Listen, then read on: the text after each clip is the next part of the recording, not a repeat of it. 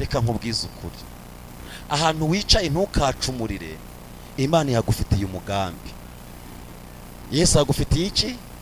Umugambi. None turangije turataha, turagenda turarya, tumaze kurya turataha.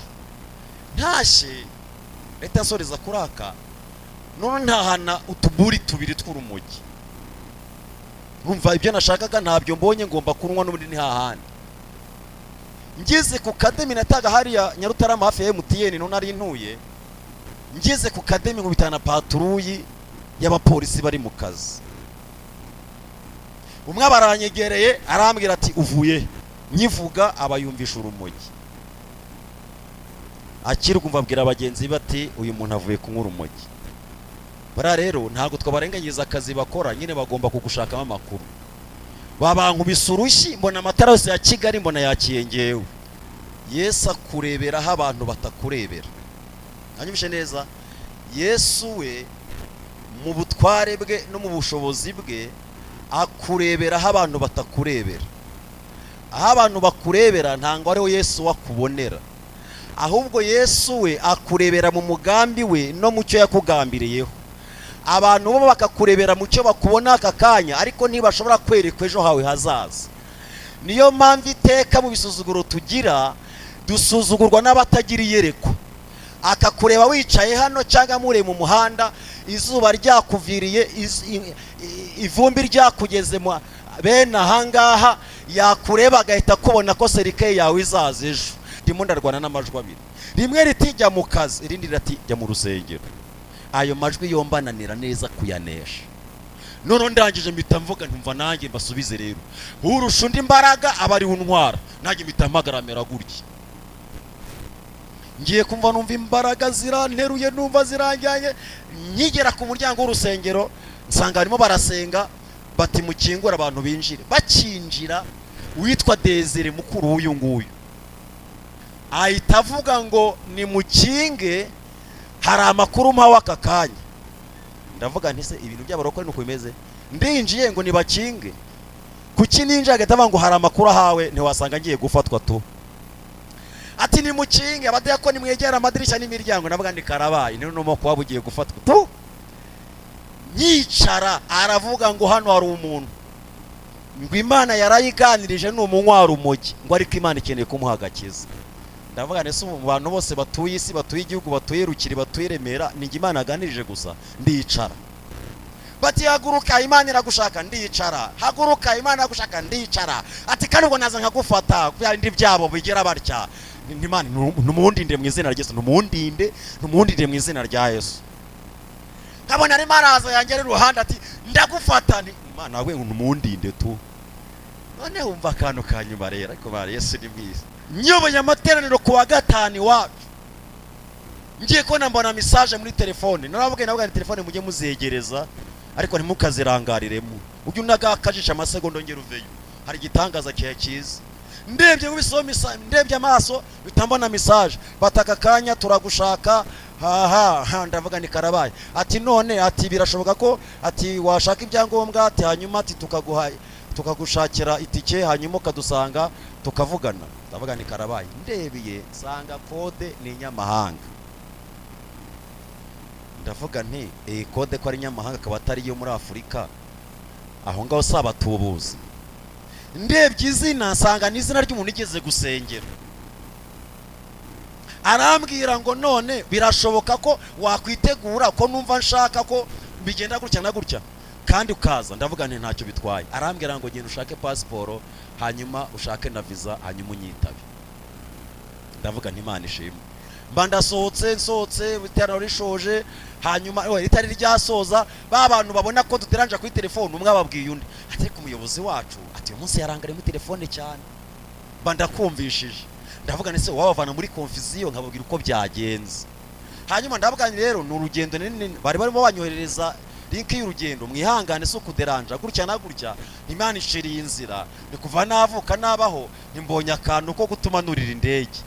Umwe aravuga ngo ubona bisohoye ngo uzangaye gutyo mwiteraniro, kandi ubwo uwo muntu bivuze ni mwene wacu hafi aho ngaho. hari isura umuntu agira abantu bamureberamo bakabona ibyiza atari bibereye, ngo ariko Imana yamubona arata. Mwanyitabye ngo amena. Ariko Mana we, habarabivuze mba ndabyumvishije ku mutima, ndavuga nti ntiwasanga ari muri bandi bajya kubihambira, ariko burya nta wahambira icyo Imana yageze gute, icyo Imana yavuze ntibishoboka.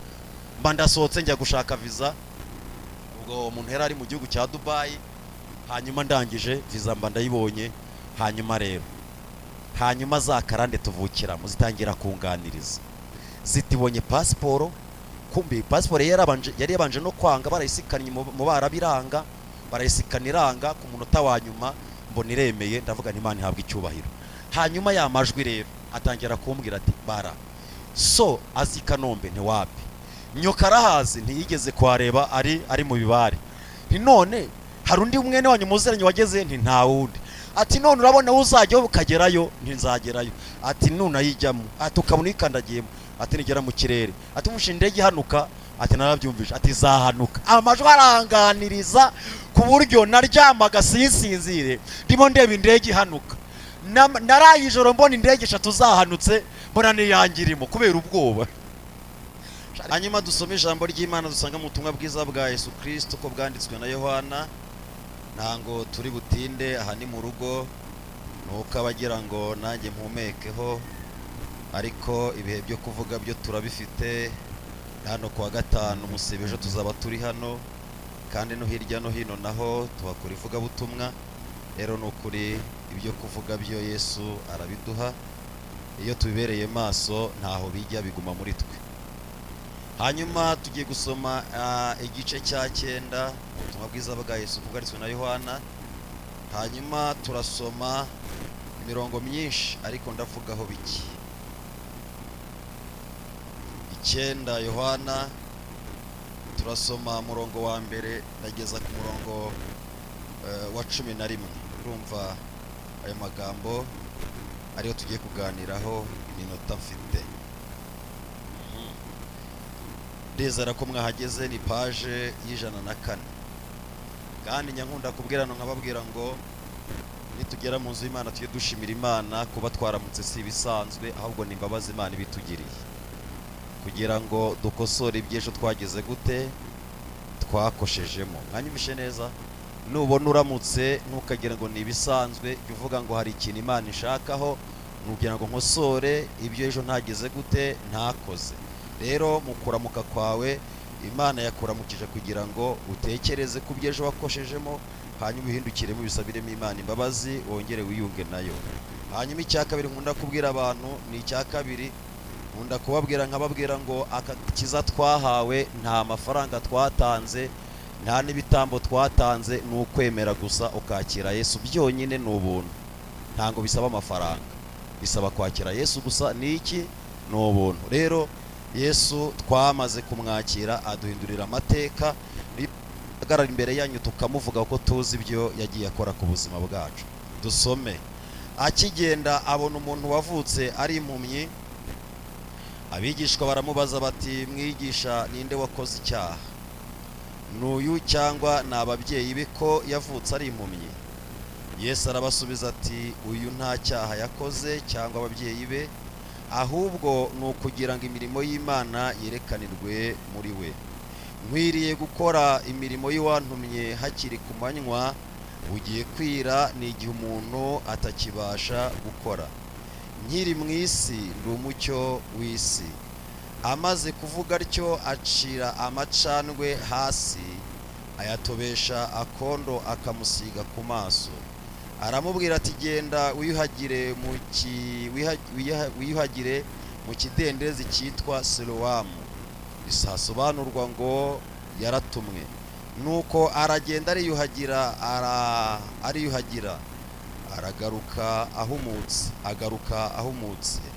Abatambyi be, abaturanyi be n'abamubonaga kera ahora asabiriza barabazanya bati uyu siwe wicaraga asabiriza? Bamwe bati niwe, abandi bati siwe. Icyakora agira gute? Nawe arabasubiza ati ariko Mana we, baramubaza bati mbese wahumutse ute? Arababwira ati wa muntu witwa nde yatobye akondo agansiga ku maso, arambwira ati jya i Sorowamu wiyuhagire. Nuko ndagenda ndiyuhagira, ngira gute? Navuze ngo amen. Navuze ngo amen. Rero ndumva muri ngewe ijambo rivuga ngo Yesu araje rinyuzeyemo cyane.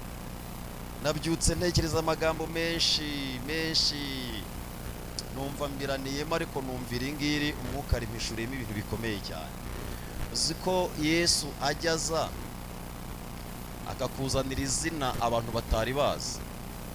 Nawe urabizi? Hari igihe aza akakuzanira izina abantu batari bagize gute? Batari bazi. Kubera iki mpamvu?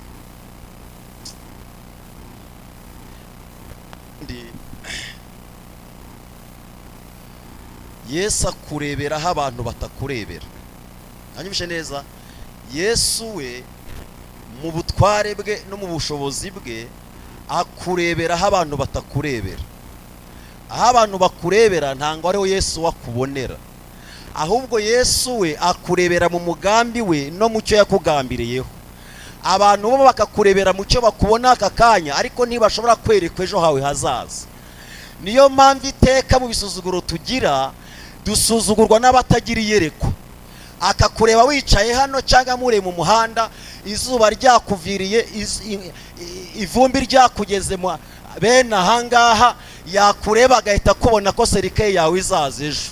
Ariko iri mu ijuru ireba ejo hawe hazaza, ikabona iyerekwa ryo muntu rirapfuye, ahubwo iry'Imana ireba ejo hawe hazaza, ikabona uzagize gute? Ukomeye. Mwanyitabye ngo amen. Niyo mpamvu Yesu, itandukanyirizo rya Yesu n'abantu ni uko Yesu akurebera mu cyerekezo abantu batakubonamo, Yesu akakureberayo. Mwanyitabye ngo amen. Kandi turashimira Yesu waje akadusanga nta zina dufite, akaduha izina. Akuso mwabyumva neza ra? Reka mbivuge no mwegere mu byumva.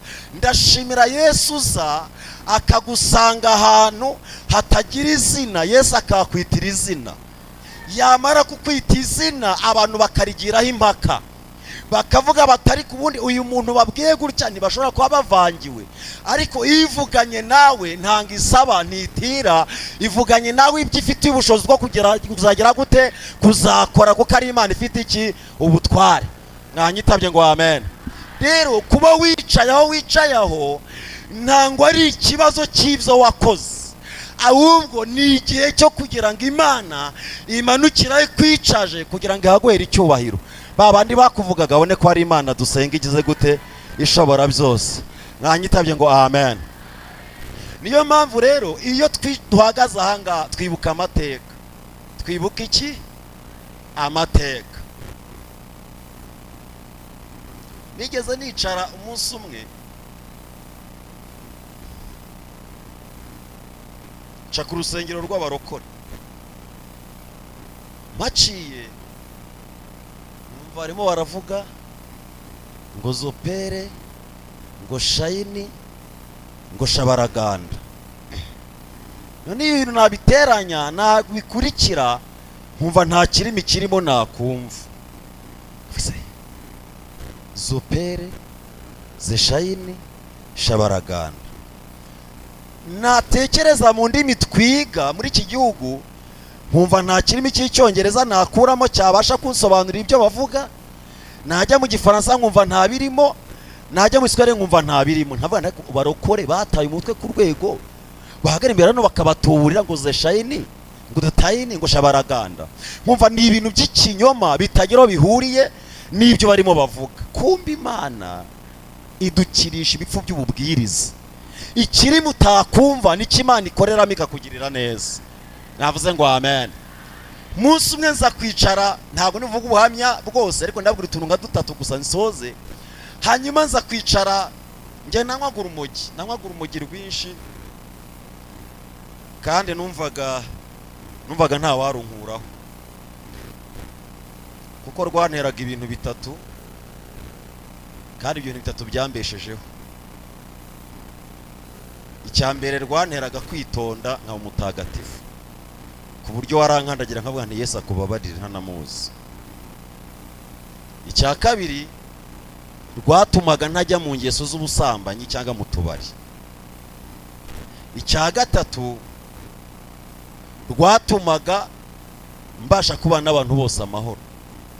Naritondaga ku rwego rukomeye, abantu banzi kera bari bazi kundi nakishijwe nuzuye umwuka wera ndi n'umuhanuzi ukomeye, ariko nabanaga n'urumogi nkora muri salon de coiffure.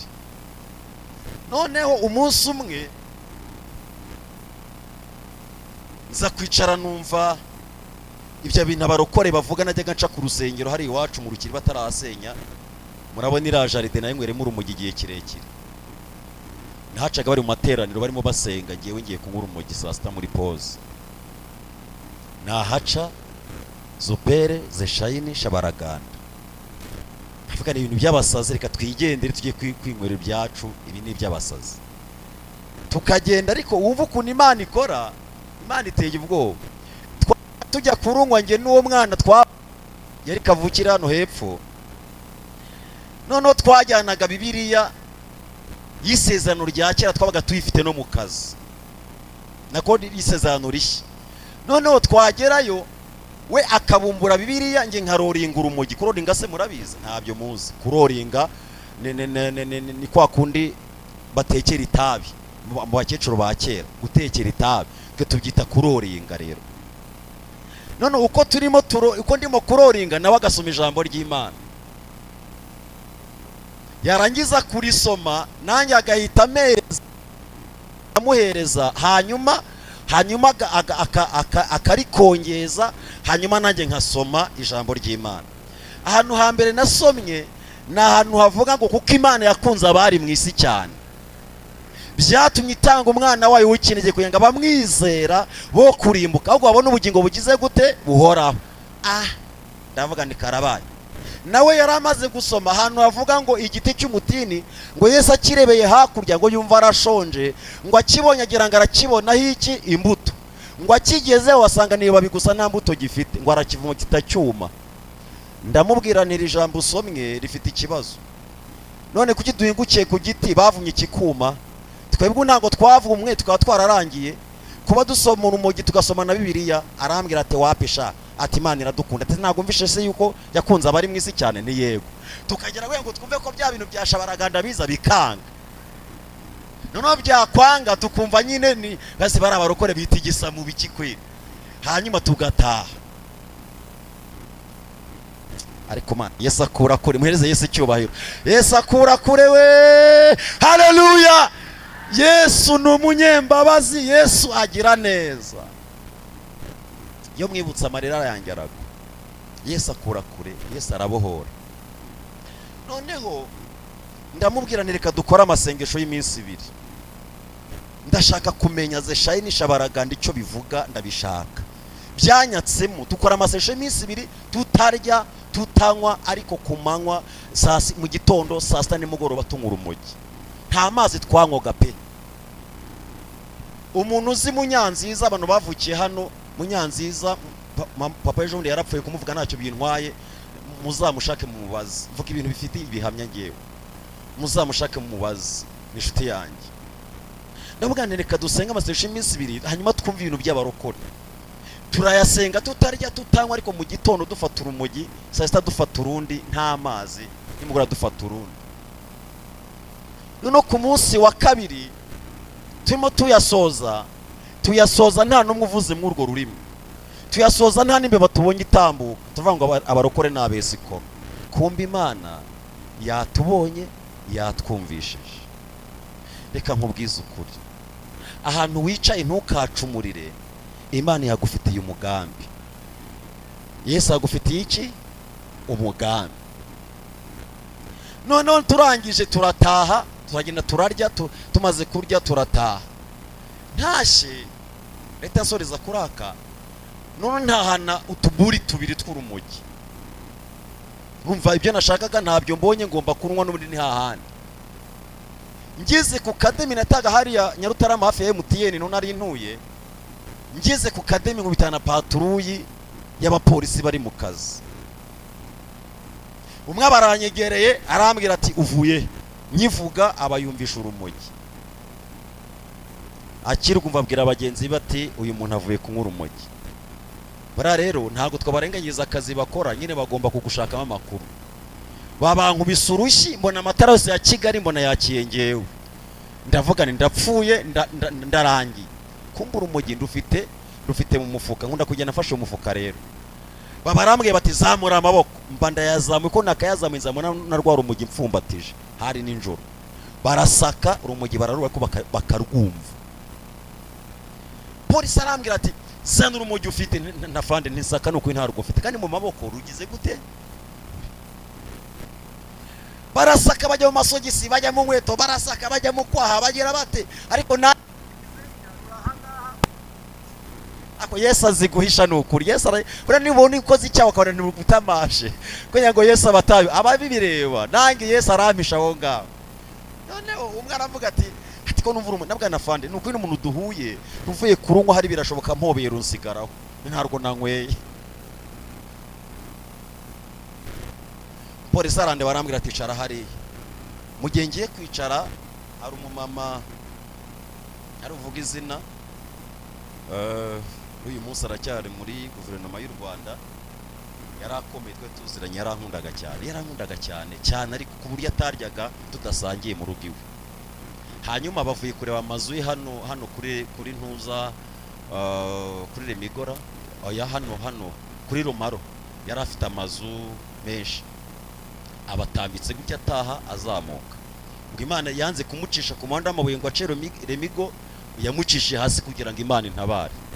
Ahageze acanye amatara abarambonye banyicaje, abarahagaze ati none biti ni sawa ko wicaye hano ntibamfashe.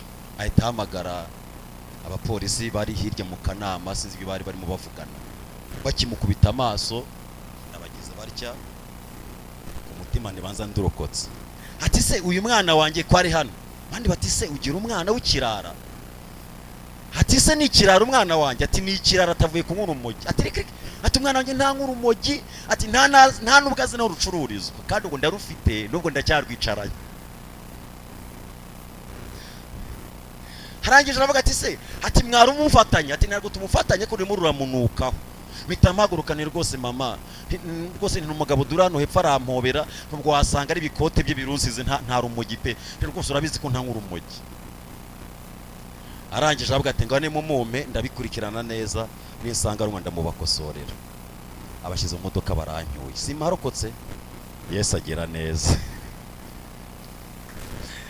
Ayiwe ngo bamubonye yicaye ngo batangira kubazanya batari ko mwigisha uyu nguyu ko imyaka ishize tumubona tubona nta muntu n'umwe umwicaye iruhande umufasha gusabiriza, yazize iki, arazira iki, imyaka amaze yacumuye iki? Ngo Yesu arababwira ngo nta cyaha yagize gute yakoze, ngo nta n'icyaha bye bagize gute bakoze, ngo ahubwo nukugira ngo imirimo y'Imana irekanirwe, Imana ihimbazwe. Hanyuma rero Yesu aza kunsanga mw'iryo joro, urumva nyine urumogi nararucyuye, nubwo nyine uwo mumama yinjije mu modoka ariko yicajemo nkirufite ko ntabwo nari kuruta. Icyo gihe rwaraduhendaga, ntabwo nari kurujugunya. Ndarujyana ngeze mu rugo nywa ko kuryama, maze kukamwambwira Yesu nti rero koko ntubuko kwa maseje dusenze tubure n'akantu nakamwe katwereka ko watwumvishe kweri. Koko nzi kuriho ko nkumva nanjye ko ntaguhakana, ariko basi na bintu by'abarokore nkaba numvishe nabyo bikaze, ariko nta nakantu kanyereka ko basi waduhaye agaciro umusesho tuvuyemo. Ariko Yesu arumva, vuga ngo Yesu arumva. Ndaryama ndyamye ninjoro nka ari amasaha ya 9, mujye muyasengamo ibitangaza byinshi. Nibwo nagiye kubona mbona umucyo watse mu nzu, ngiye kubona mbona haje ya shusho muri Gatolika akunda gusa n'abakoresha, mbona ya yindi irimo umurabyo mwinshi urimo Yesu, murayibuka?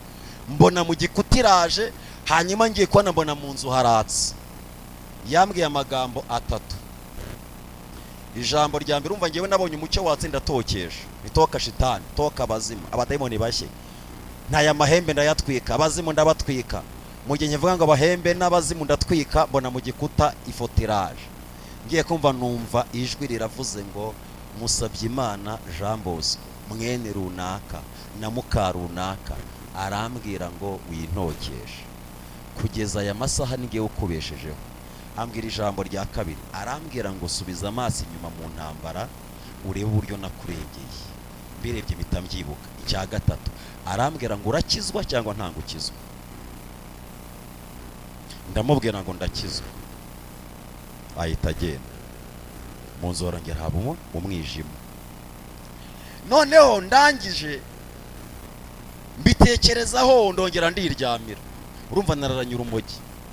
Mu gitondo abyuka mbwira Yesu nti Yesu twumvikane kuri urumogi ubizi ko ruhenda n'amafaranga ruguze ndujugunye, nunsubiza ndarujugunye, nutansubiza ndarunywa. Ntiyansubiza ndarutekera ndarunywa. Abwani rero basi reka ndumwe bwa nyuma basi nsezere. Mba ndarunyweye. Ndunyweye mba ndabyutse nka saa 3 saa 4 saa 5 byukaga ntinze mba ngiye mu kazi. Rero nakoreraga hafi y'urusengero ariko nce marembo y'urusengero. Nambutse ikiraro ngeze marembo y'urusengero neza, ariko Yesu ni umwami. Yesu ashimwe cyane. Yesu agira neza. Mageze abakiriya hari no ku cyumweru hari cyo oya hari kwa gatanu. Icyo gihe nagiraga abakiriya benshi ngiye najya nanizi kogosha. Narizi kogosha ku buryo batoraga umurongo abakire ibipango bya hano hepfo byose narabizengereje. Niba ari umukiro hatuye yabanzi, niba utanze wabura umuza avubwo ngo narinzi kogosha pe. Noneho ndangije ubwo abakiriya babarampamagaye bati twamubonye, bati ntango twinjira twamubonye, bakanemuza bati ngwino umwaza no kunyitorera. Kumbi ngewe mu marembo y'urusengero nahakwamiye, kumbi ntango babizi. Ndimo ndarwana n'amajwi abiri, rimwe ritijya mu kazi irindi rati jya mu rusengero. Ayo majwi yombananira neza kuyanesha. None ndangije mpita mvuga ntumva nanjye mbasubize rero. Urusha undi imbaraga abari untwara, nanjye mpita mpagaramera gutya. Ngiye kumva numva imbaraga ziranteruye, numva ziranjyanye. Nyigera ku muryango w'urusengero nsanga barimo barasenga, bati mukingura abantu binjire. Bakinjira witwa Desire mukuru w'uyu nguyu ahita avuga ngo ni mukinge, hari amakuru mpawe aka kanya. Ndavuga nti se ibintu by'abarokore nuko bimeze? Ndinjiye ngo nibakinge, kuki ninjye agatavuga ngo hari amakuru ahawe ntiwasanga ngiye gufatwa tu. Ati ni mukinge abadayakoni mwegera amadirishya n'imiryango. Navuga ndi karabaye ni no moko wabugiye gufatwa tu. Nyicara aravuga ngo hano hari umuntu ngo Imana yarayiganirije ni umunywara umogi, ngo ariko Imana ikeneye kumuhagakiza. Ndavuga nese mu bantu bose batuye isi, batuye igihugu, batuye Rukiri, batuye Remera, ni Imana yaganirije gusa. Ndicara. Bati haguruka Imana iragushaka. Ndicara. Haguruka Imana iragushaka. Ndicara. Ati kandi ngo naza nkagufata byandi byabo bigera barya. Imana numundinde mu izina rya Yesu, numundinde mu izina rya Yesu. Kabona ari maraza yangere ruhanda ati ndagufata. Ni Imana we numundinde tu. None umva kantu kanyuma rero ariko bari Yesu ni mwiza. Noneho asha navuga ati ntanguza ngewe nze nkwifatire. Ngara Yesu niba ni ngewe rero nigomba imbaraga zo guhaguruka, kuko icyambere Desire aranze, Semukiza aranze, itoro ryose riranze. Nirisanga ari ngewe biragenda bite ko bazi ko ndi inyangamugayo? Warese kuneza abantu kweri, wamba bari irya none ko ntazongera. Imana irangasha, iranga pe, irabanteza. Ngiye kuva numva ikintu kiramfashe, numva icyo kiregereye mu mutwe. Urakuvana cyane ngo umusatsi mwinshi rero. Numva kiramfashe, numva hano nicaye, numva meze nk'icaye mu nyanja, numva amazi aramanutse, numva ngiye guturika abana kugira ngo mpfe rero. Basi reka zibere imbere y'iteraniro, mba ndahagurutse. Desire akimbona ati iwo, ati mbese ati ni wowe. Ati burya ni wowe nti ngewe. Desire arambwira ati ntago nkusengera. Ubwo ari wowe Imana ikabikuzanye ikabigufasha, si nkusengera itahire. Semukiza pastor arambwira ati aravuga ngo oya naze tumusengere, hanyuma Imana ubwira muhamagaye. Semukiza avuga amagambo atatu nawe.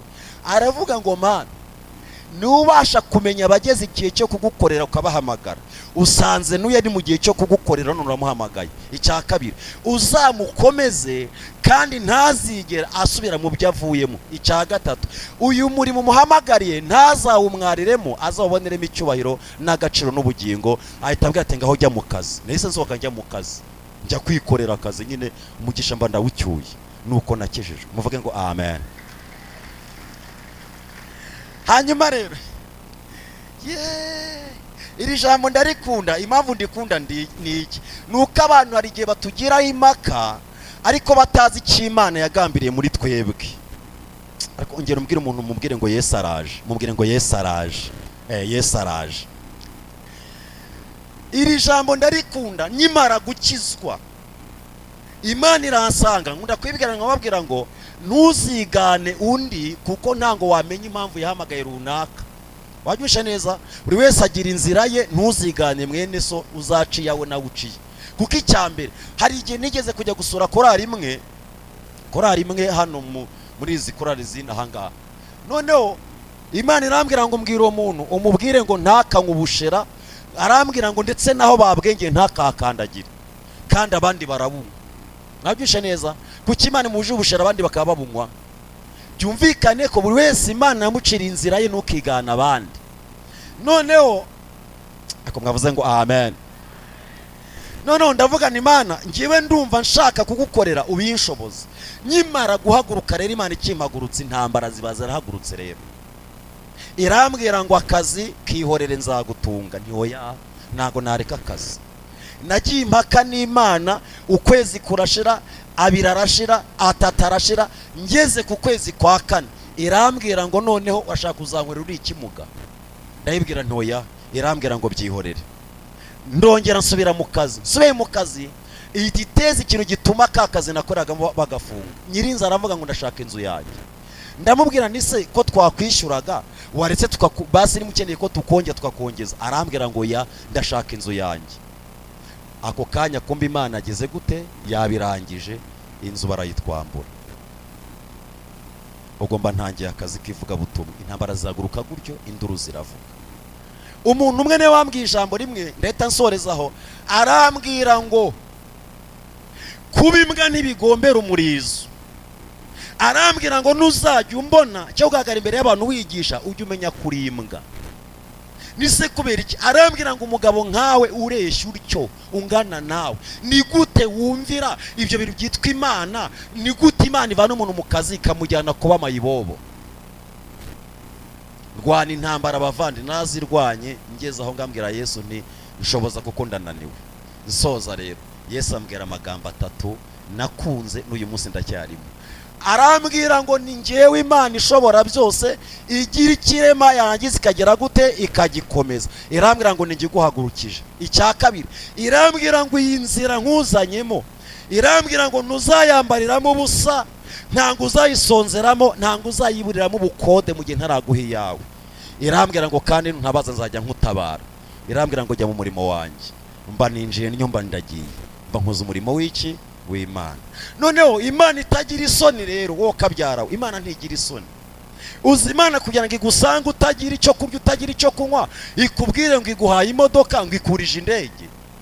Kuko Imana itagira isoni. Ntacyo kurya, inzara irakwishumaze gatatu utarya. Naho kuryama mbese bimeze nabi, iraje ngo mwana wanjye ngo nkurije indege, ngo nkwaye imodoka. Ibintu wabihuza bigahura. Umuhanuzi wamanuriye indege, leta soza ka aminota yagiye, wamanuriye indege, bagenzi be baramwegereye baramubaza ngo wabirebye neza cyangwa nawe uri muri abandi bavangiwe? Arababwira ati ngewe nabyumvishe kandi nanabibonye. Noneho bahindukiza amaso bandeba, bakabona ntari wo kuyurira, bakabona ntari wo kubaho, bakabona ko ngewe Imana ngiye gupfa yarangiye, igisigaye ari ugucyurwa nkataha. Kwera ubuzima nari ndimo. Imana isanga umuntu ari intumbi ikamubwira ngo nzagutabara yapfuye. Ni Imana ishobora byose. Umwe araza arambwira ngo niwizere ibyo runaka guhanuriye. Ni ikiganiro yarayemo na indege kandi ntizigera ibaho, nta nubwo binashoboka. Abimbwira amaso ku maso. Ndabwira nanjye ndavuga n'icyo yakoze ntiwavangiwe. Ubundi subu mama nta cyavuze ikibuga cy'indege yakirebesheje amaso. Ntawe wacu ugeze ugera ku kibuga cy'indege byaca hehe, ariko ntaje Imana avuga ngo rigere gute rihere. Ndangije arage numva ni igipindi, numva ntibishoboka. Imana biransanze ngo ni ndongore. Sanga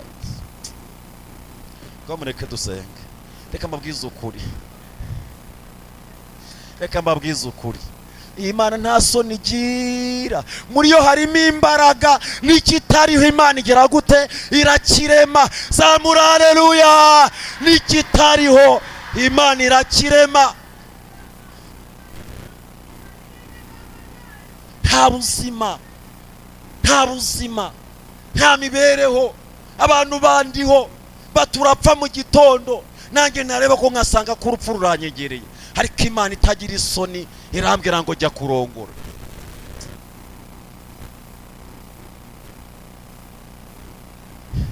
Ubwo buzima Imana inizanamo imodoka, ikazamo indege, ikazanamo umugore, ikamabwiza ukuri ntimuseke.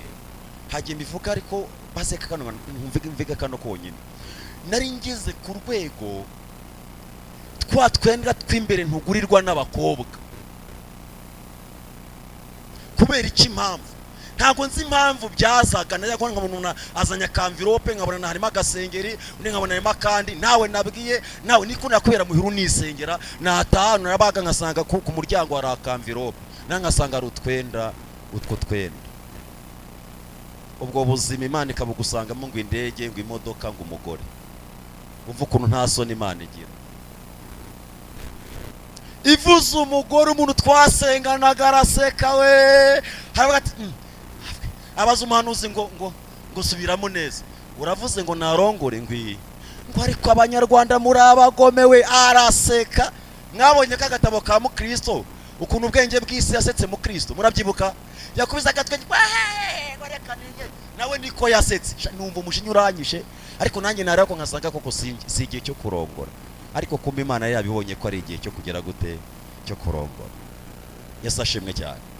Noneho ubwo ibyo biraba, bukwe buraba burarangira, bumaze kurangira umuntu arambwira ndimo ntegura uko asigaye iminsi 2, umunsi umwe ngo ubukwe bube.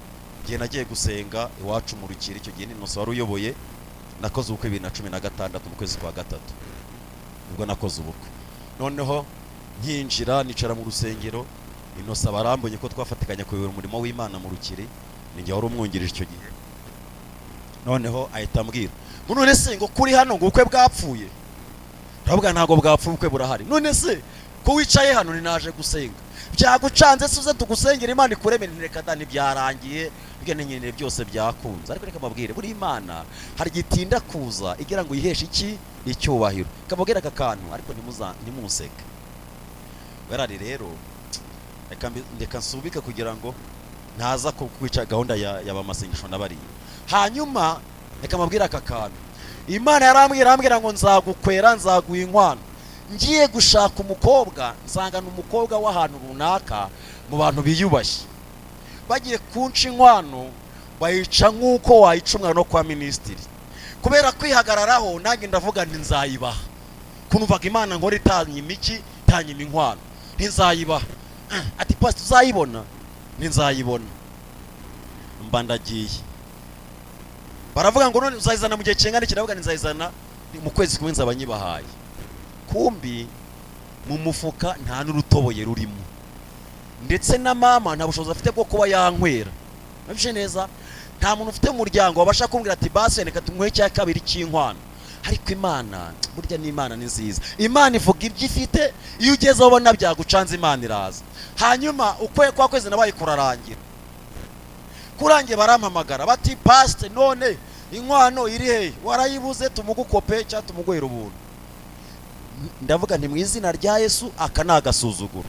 Ndababwira ni rwose banyakubaho, ni mpamvu inkwano itaraza, nabuze umwanya, nikora akazi kenshi, ntago ndabona umwanya kujya kuri banki. Mfite ikizi ndi za kintu imbere n'inyuma, ndasenga yo mu mazi, ndasenga yo mu gihuru nayo mu giti, ndeka inkwano yaza, inkwano yanga kuza. Bigeze kuwa kane, kuwa kabiri nandikisha urukiko. Ubwo ni kuwa kabiri, hanyuma nari kurongora kuwa gatandatu, kuwa kane nkajya mu rukiko. Babaramabagara bambwira bati rero urukiko ntago turuzamo, ntago dusinyira inkwano tutabonye.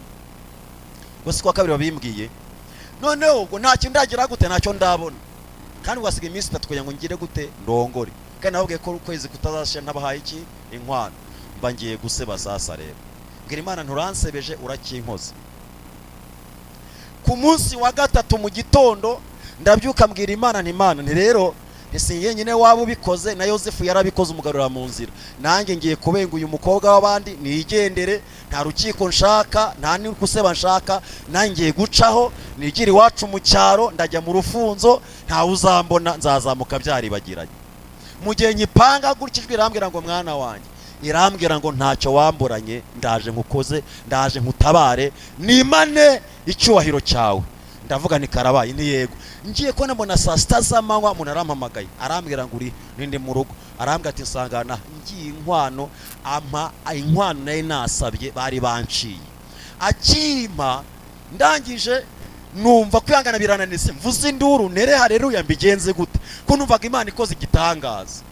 Mpita namagara Dominique mwarimu, ndavuga ni inkwano barayimpaye, Imana irayimpaye yinjyanire. Mukobwa wanjye n'ubigahengeri ara hafi mu kabuga kamusha, ayigejejeyo bamurebye baramubwira ngo ni wowe uhagarariye pasiteri wa wundi watubeshye akanga kudukwera igihe. Ati ni ngewe. Inkwano urayizanye se? Ati ndayizanye. Baramubwira bati rero tutagusuzuguye mu byoro byawe, reka tugusezerere uyamushire, hanyuma nawe ayikenuze, twebwe ibyacu twarabirangije. Mukobwa wanjye n'imfubyi, ntagira se ntagira nyina, nta murumuna we nta musaza we, muri makeya yasigaye wenyine mu muryango we wabo, ubwo abandi ni base wabo na banyina wabo. Madama barabyumvishije, abyumvishe yankundaga kubi, aravuga ngo ntibishoboka, aravuga ngo niba inkwanije kuki mutayakira, ngo inkwano yarengeje igihe ntayo dushaka. Ahita ababwira ngo iyo nkwano ntayisubiraneyo, ni mumubwira yimpereze, ngewe ndayikoresha, mpesha agaciro umugabo ngiye kubana nawe ko yankoye. Noneho barangije avuga ijambo ryabakoze mu bwonko, nshobora kuba nabivuga harimo na bene wabo kuko byarabaye, ndabizi ko barimo. None arangije arababwira ngo kandi ndabizi ko nta mama wiri buyakire, nta na data uri buyifate, niyo mpamvu ibi mubinkoze ko nta kuri nabarenganya. Akivuga iryo jambo bose bagurukira icyarimwe bati tubabarire. Inkwano barayimuha, bayimuhaye arababwira ngo mufate ikayi n'ikaramu mwandike ko mwakiriye inkwano, kandi mwese ko murahanga mwandike amazina yanyu musinye ko inkwano mwakiriye, mutazagenda musebye umugabo wanjye ko atankoye, nimurangiza gusinya uwazanye inkwano yitahire. Nuko naho agaciro mu muryango mba ndakoye babirarangiye. Hanyuma ndashoje rero, hanyuma y'Imana rero byandi byose yavuze Imana irabikora. Ku munota wa nyuma rero ejo muri gitangaza kiraba kibaye, ariko Mana abantu barabazanya bati niwe cyangwa ntangariwe. Kamba bwiza ukuri, ntango iyo tubwiriza ntango tuba dushaka kubwiriza ngo tubumvishe ko ikibwiriza cyacu ari indege cyangwa ari imodoka. Oya, tuba dushaka kumvisha ko Imana twicaye imbere ishobora byose kandi ikora.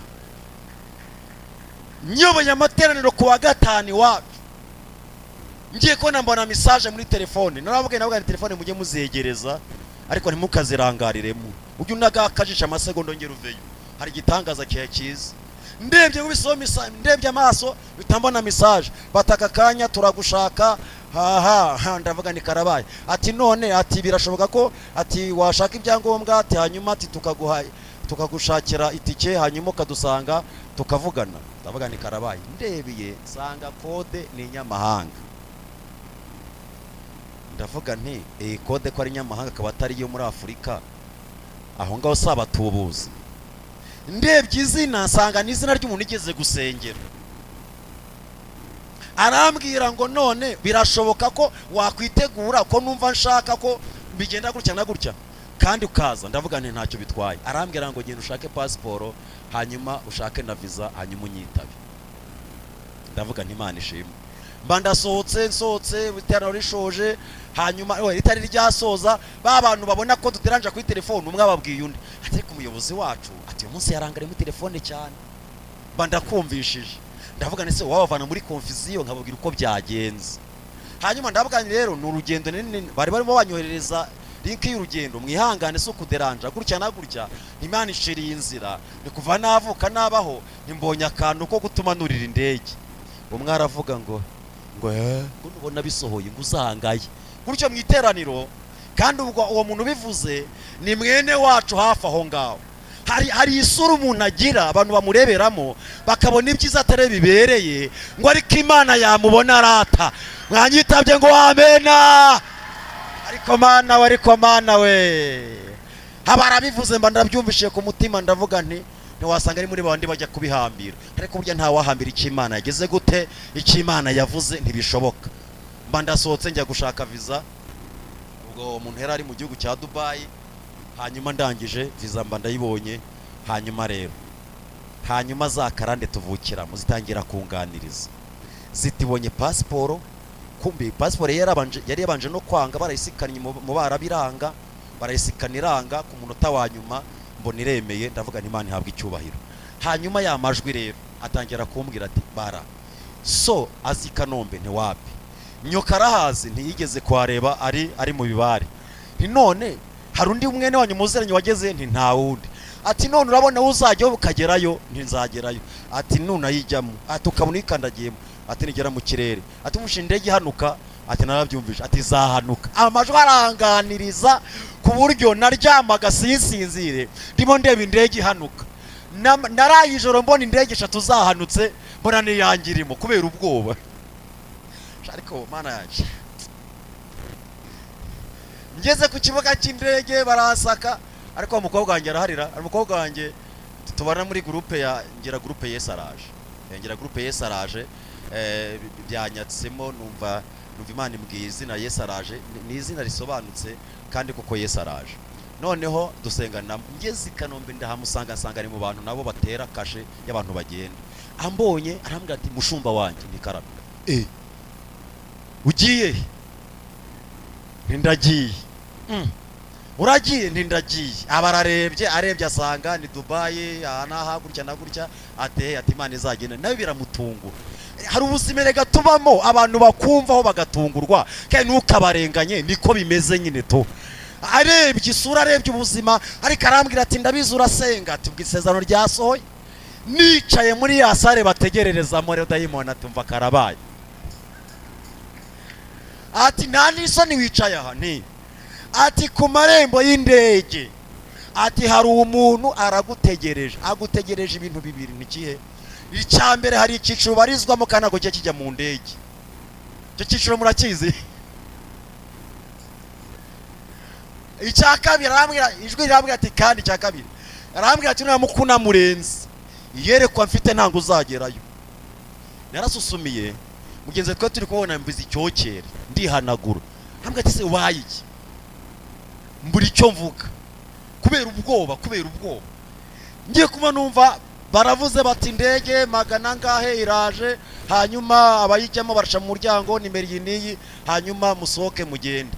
Ndasohoka, ngeze ku muryango w'ine ndavuga n'ubundi abazimu ni ahandi basi banyice, ariko nta nifotoje, mba niriye ifoto.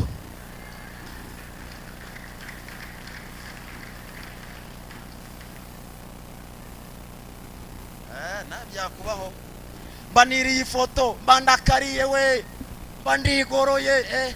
Akoratasha bya bintu biraryoha no kuca. Imana iratabara. Mbangize ndavuga n'ubundi ni ahandi abazimu bashye, nibashaka mimi bayohereze ndi mu ndege ntacyo bitwaye, nahemberere mujye mu ndege. Mbashyize kuri state yanjye rero. Umuntu wa mbere yaranyandikiye arambwira ngo none se ni wowe cyangwa si wowe? Ndamubwira ni njyewe.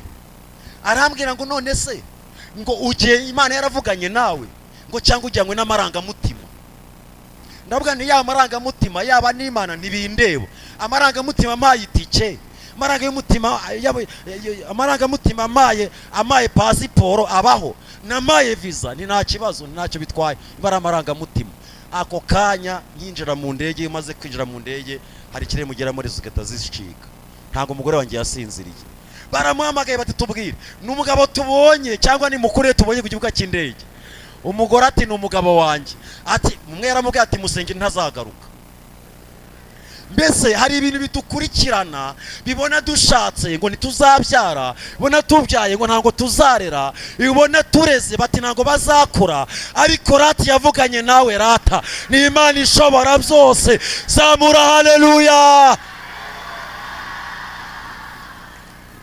ndangije ndagenda nicara mu ndege, ngeze kuri wa muryango mpasanga umugabo mwiza w'ibogari, ngiye ko numva arambwiye ngo how are you, ndavuga nta mufaye, aje arambwira ngo welcome, ndavugira nturakoze cyane thank you, bandinjiye ngeze aho nicara ku ntebe, abari intebe zifite nimero, hanyuma ni ikidege kinini cyane nicayemo, hanyuma iruhande rwanjye habara umukobwa w'indaya anyitegereje arandeba, erega baratuzi nta hantu uzihishirira ntibishoboka, andebye arambwira ngo kuri Kongo urasa n'umukozi w'Imana, ndabwira nti ndiwe n'ubundi, ngo yo urisigiye ngiye gutembera Dubai, ni hanyuma nzagaruka nyuma y'icyumweru, ahita ambwira ngo yo ngo ngewe rero nsengere, ngo kuko ngewe ngo ngiye Dubai njyanywe n'umwuga utari mwiza, ngo ariko nanjye ndabizi ko isazangirira neza, tuzijyanywe n'uwuhe, arambwira ngo ngewe hari hoteli ngiyemo kandi yamaze kubokinga umunsi nako umwanya wanjye, ngewe ndasambana ndi indaya, niko kazi nkora, arambwira atari kuzansengera, Imana ishimwe, tuba turagiye, hanyuma umuzungu wari wicaye hirya yanjye nawe ntangira kubona arimo ndeba neza, ariko Imana Yesu ashimwe cyane, reka soza. Hanyuma ndashimira Imana rero ko ntaje Imana ivuga ngo rigere gute rihere, kuko Imana yacu ni Imana ishobora byose. Hanyuma rero wewe wicaye ahangaha waravuganye n'Imana, rindisha iki Imana yavuze kwitwararika no kwitonda, ibindi Imana bizagera gute izabikora, kuko ari Imana ishobora byose. Hanyuma akanyuma gasoza ni akantu kabaye, ariko nako nicyo Imana yaduhaye. Umuntu abarambwa ati gukorera perime, nabwo umuntu ndimo ndigira perime akambwira ati ntibikubereye, ariko ubundi mbabaza ikibazo, ubundi imodoka hari umuntu ibera n'uitabera, mwite mwate muvuga ngo werarisi iramubereye, ariko nagigize gute irambereye, se murana ntaratangiye kuzanira nangeze, kandi muraseka maze werasi ukuntu nanganaga pe, mubaza ko nanganaga n'ukuri kw'Imana, nange ndayatangiye kuza, byatangiye gusobanuka, noneho n'imyenda nsigaye mfite sigaye nambara nkumva amatayi yamaze kuzaho, reka Yesu ajya yica umwaku n'ukuri kw'Imana pe, kandi mwaseka pe.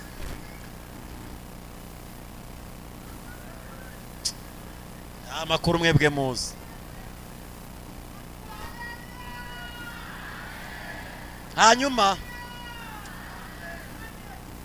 hanyuma umwe arambwiye ati ntango bikubereye, ati jya gushaka iya moto, ati noneho umumotari, ariko abantu nayerekwa bagirerega ntaryo bagira, bareba ibya none, ariko Imana bizabaho n'ejo hazaza.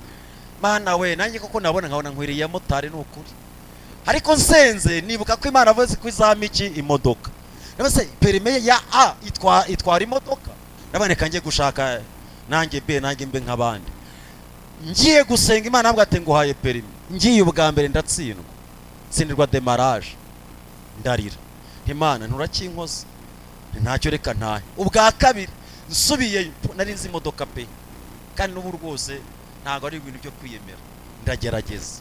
Noneho ubwa kabiri urumva umuntu waguye demarage bwa mbere, urumva abagerageza ku modoka, nsubiyeyo kubera kwiyemera, ngonga amakona, ndavuga ni ndamwaye. Siyo bwa gatatu, hanyuma umupolisi arambwira tuzi imodoka, ariko ikibazo ntabwo uramenya gushyiramo vitesse, aba nawe aranyuye ndatashye.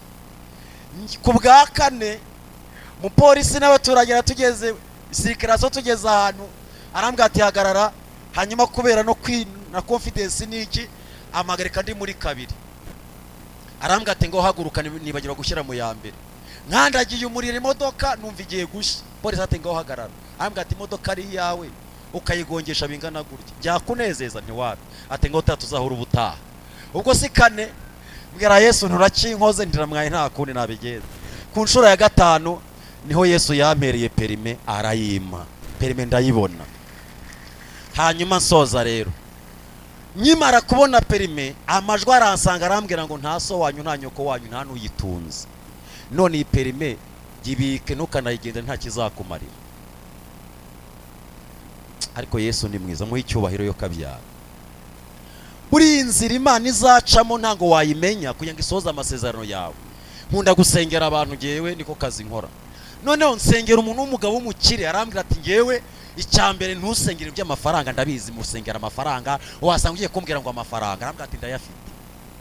Arambwira ati sengera ibindi, Imana inyihere kurya amafaranga, ati de ndimo numva icyo gifasha aha kindi kigafata aha, ati wasanga amafaranga ye ntagiye kuyarya. Buri abakire bagira ubwoba kubi, bagira ubwoba kubi. Mba nanjye ndakubise igini dayimoni ndirukanye, ni amen, arataha. Bukeye nsengero ndarambwira ati cyakoze bitewe n'amavuta ufite, ati ndakwemeye n'Imana ishimwe. Arambwira ati mva rero ni iki umva nagukorera. Ndavuga nti so mvuga inzu, mvuga imodoka, ko Imana yambwiye imodoka yambwira inzu, mvuga iki? Ku mutima ndavuga nti genda umwuka icyo kuyobora uzabara icyo ukora. Aje arambwira ati mfite imodoka, nushaka imodoka ujye ufata imodoka ujya aho ushaka, numvishe ko ufite perimi. Ndavuga nturakoze cyane. Njya mu rugo mbwira madamu nitubonye imodoka y'ubuntu nariko isaba mazutu. Yarambwira ati uzajya wishyiramo mazutu ni nta kibazo. Umunsi wa mbere rero werarigira hino ko nashoje. Umunsi wa mbere rero mpanga kujya mu muryango wanjye, hantu baza amateka yanjye, baza ubuzima bwanjye, bazi ndi insuzugurwa, bazi ndi nyagupfa, bazi ndi nyaguhambwa, bazi ko n'umusaraba wagiyeho. Ngira madamu nicara mu modoka n'abana banjye, nticaramo sha tugende sha. Ariko Yesu ajya yica umwaka. Mba nicaye mu modoka sharambwa ati uturagerayo kweri? Ntituragerayo. Ati suko urumva ntabwo mfite, ni uko ntabwo bafite tu. Tugeze ku Kinamba dusanga imodoka ikubisowa. Umugore arambwira ati ntago tugerayo. Ntiwarize tugasubika urugendo, ntituragenda tu. Ndagenda ngeze iwacu mu karere ka Kamonyi aho bita ku Mugina, aho bita Kiyonza. Hano ntango haburaho umuntu twaba tuziranye. Nabonye umukobwa twiganye hano, naramubonye ku kigo, nari umuntu ukomeye cyane. Umuntu ukomeye cyane, nari nzi umupira ku buryo narwaraga basubikaga match. Umuntu ukomeye cyane ku kigo. Hanyuma ndaje ngeze iwacu rero babona imodoka irazamutse no kwa mwene runaka kwa runaka, babona imodoka iraparitse, maze abaturanye hakurya hakuno bati nimuze murebe. Bati wa mwana wo kwa runaka yarakize yaguze imodoka. Kumbi nagatirana ariko ntacyo kishiki abazimu. Mana igikwicira abazimu igibica ntacyo bitwaye. Ariko mana we burari wakugiye hinogo ijya hino byafite n'ibwisha nago twabisoza. Hanyuma ndangije nanjye mvamo nyine urumva nako ntacyo, reka tuye twiyemera, Yesu aduhaye kwiyemera. Nako ntacyo ndazunguza, ndakanda imodoka irajwigira, ndenjera mu muryango, ndagana na famiye. Ndangije ngarutse bakajya barunguruka. Ako ndavuga ko Yesu ujya wica abazimu no kuri ntujya ubica, ni ntacyo bitwe nanga uragize gute urabarangije. Uyu mugabo ntabwo mwamusabira umugisha w'Imana, Imana imuha umugisha n'ukuri. N'uyu munsi wa none nuko tukibanye, ubu iyo nkeneye kujya mu rugendo runaka ntago nkigenda n'amaguru, Yesu yarabikemuye. Yesu ari cyo atakoze ubwora. Indege yayinkandagijemo mva Dubai ndukera muri Kenya, ariko reka mabwira Imana igitanga icyubahiro. Ngeze muri Kenya indege iri kunzana mu Rwanda, indege irakerererwa. Ikererewe betambwira bati noneho reka tuguhe hotel ugomba kujya kuryama. Mbega protocole sha, bazana imodoka, bazana protocole, umwe hano undi hano. Ibaze bose ko Casanova banyita Casanova kera, ibaze Casanova bose ko wakugiye hino koko nukutinda niko mvuga. Hanyuma babanjyanye muri hotel, isaha zigeze numva barakomanze bati ngwino uje kurya, mbona umwaje kuntora. Ndagenda muri hotel nsanga ibisorori nka 80, nkabona bimwe birizengurutse. Ariko Yesu ajya yica umwako. Ndarya nsubira muri hotel ndaryama. Indege ibonetse baramamagara bati imodoka ije gutwara ngwino utahe wanyu mu Rwanda. Ndataha. Wa muntu wari insuzugurwa, wa muntu wanywaga urumogi, wa wundi wari umunyabyaha, wa wundi babonaga ko ntacyo azimarira, hari urwego Yesu yangejejeho uyu munsi wa none. Wowe wicaye ahangaha rero, birashoboka ko abantu bakugiraho impaka bibaza bati niwe cyangwa ntango ari we. Ariko Yesu iyo yaje ibintu birahinduka. Yesu iyo yaje nanga bisiga uko abisanze, agomba gusiga ikimenyetso ko Yesu yageze iwawe. Mwanyitabye ngo amena. Iki kidendezi mwaje mu cyitwa Sorowamu, mugomba kuvanga muhumutse mu izina ryande rya Yesu. Mwanyitabye ngo amena. Niyo mpamvu tubwira abantu ngo abamwemeye bose bakizera izina rye yabaye ubushobozi bwo kuba abana b'iki b'Imana. Ubu turi abana b'Imana. Mwanyitabye ngo amena. Kandi Imana iradukunda. Mwanyitabye ngo amena. Nangwa ariko bizahora mu bategereza Uwiteka, kereka ava amasezerano ari nta mpamvu. Mwanyitabye ngo amena. Ongera umumbwire ngo igihe cyawe ni iki, Yesu araje. Mubwire ngo igihe cyawe ni iki, Yesu araje.